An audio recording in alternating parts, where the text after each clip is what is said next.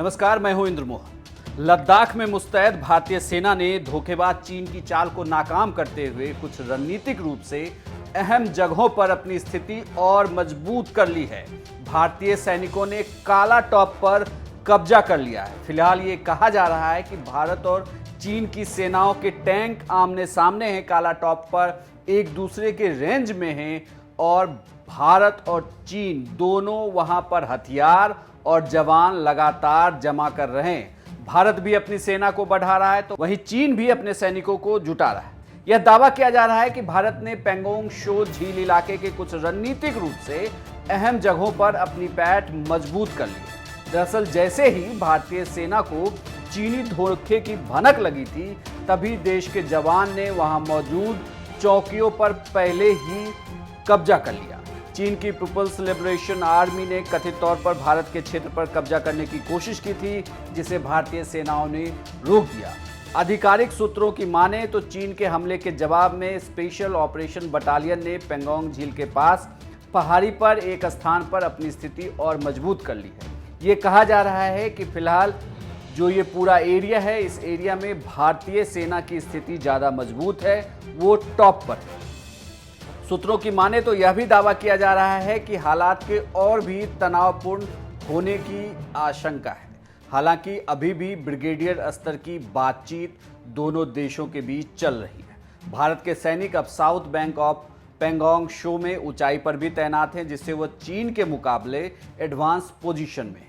सूत्रों की माने तो जब चीन की घुसपैठ की कोशिश की खबर लगी थी भारतीय सैनिकों को, तो वह पहले ही अहम जगहों पर पहुंच गए और उन पॉइंट्स पर अपनी स्थिति को ज़्यादा मजबूत कर ली है, जिस पर दोनों देश अपना अपना कब्जा बताते रहे। अगर हम नॉर्थ बैंक की देखें तो यानी कि फिंगर एरिया की, तो वहां पर चीनी सैनिक फिंगर 4 की चोटी पर बैठे हैं और हाइट का फायदा लेने की कोशिश कर रहे हैं। अब साउथ बैंक में भारतीय सैनिकों ने भी वही किया है और ऊंचाई पर तैनाती कर डट गए। चीन की सरकारी मीडिया ग्लोबल टाइम्स ने पीएलए के पश्चिमी कमान के हवाले से भी लिखा है कि भारतीय सेना ने दोनों देशों के बीच जारी बातचीत में बनी सहमति का उल्लंघन किया है। सोमवार को भारतीय सेना ने जानबूझकर एलएसी को पार किया और उकसावे की कार्रवाई भी की। वहीं चीन के विदेश मंत्रालय के प्रवक्ता झाओ लिजिन ने कहा है कि चीन के सैनिक हमेशा से कड़ाई से वास्तविक नियंत्रण रेखा का पालन करते हैं, वो कभी भी एलएसी को पार नहीं करते। दोनों ही तरफ की सेनाएं वहां की स्थिति को लेकर बातचीत कर रही है। चीन के प्रोपगंडा अखबार ग्लोबल टाइम्स ने अपने संपादकीय में कहा है कि भारत चीन की टक्कर में नहीं है और पेंगोंग विवाद का अंत भारत की हार से होगा। संपादकीय में यह भी लिखा गया है कि अगर भारत को सैन्य टक्कर लेनी है तो पीएलए भारतीय सेना को 1962 से ज़्यादा नुकसान कराएगी। लेकिन फिलहाल भारत और भारतीय सेनाओं के लिए अच्छी खबर यह है कि उन्होंने काला टॉप पर कब्जा किया हुआ है और खबर ये भी आ रही है कि भारत और चीन के टैंक आमने सामने हैं, एक दूसरे की जद में हैं और लगातार उस इलाके में सैन्य टुकड़ियों को दोनों देश बढ़ा रही है। ऐसे में टेंशन भी है, लेकिन ये कहा जा रहा है कि ब्रिगेडियर स्तर की बातचीत चल रही है। वहीं चीन ने ग्लोबल टाइम्स में भारत को धमकी भी दी है, लेकिन उन्हें प्रधानमंत्री मोदी जब लद्दाख की यात्रा पर गए थे, उस दौरान जो बातें कही थी उन्हें कभी भूलना नहीं चाहिए। हम और ये हमारी पहचान है, हम वो लोग हैं जो बांसुरीधारी कृष्ण की पूजा करते हैं, तो हम वही लोग हैं जो सुदर्शन चक्रधारी कृष्ण को भी आदर्श मान करके चलते हैं। भारत आज आधुनिक अस्त्र शस्त्र का निर्माण कर रहा है।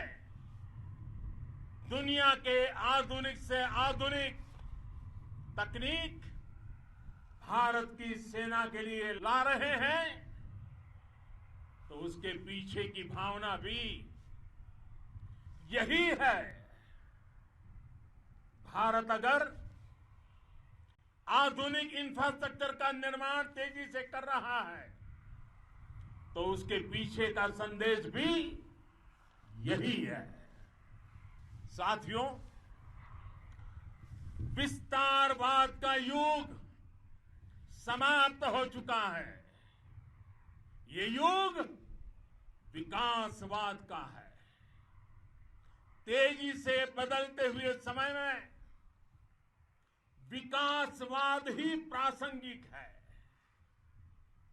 विकासवाद के लिए ही अवसर है और विकासवाद ही भविष्य का आधार भी। आपका शौर्य और मां भारती के मान सम्मान की रक्षा के लिए आपका समर्पण अतुलनीय है। आपकी जीवटता भी दुनिया में किसी से भी कम नहीं है। आपका साहस उस ऊंचाई से भी ऊंचा है जहां आप तैनात हैं। आत्मनिर्भर भारत का संकल्प आप लोगों के कारण, आपके त्याग बलिदान पुरुषार्थ के कारण और मजबूत होता है। और अभी जो आपने और आपके साथियों ने वीरता दिखाई है, उसने पूरी दुनिया में ये संदेश दिया है कि भारत की ताकत क्या है। मैं गलवान घाटी में शहीद हुए अपने वीर जवानों को भी पुनः श्रद्धांजलि अर्पित करता हूं। इनमें पूरब से, पश्चिम से, उत्तर से, दक्षिण से देश के हर कोने के वीर अपना शौर्य दिखाते थे। उनके पराक्रम,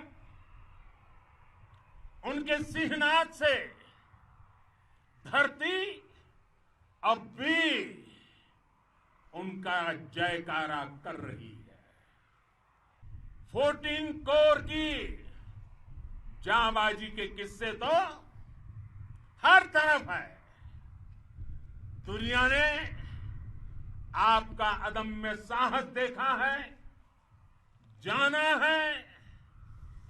आपकी शौर्य गाथाएं घर घर में गूंज रही है और भारत माता के दुश्मनों ने आपकी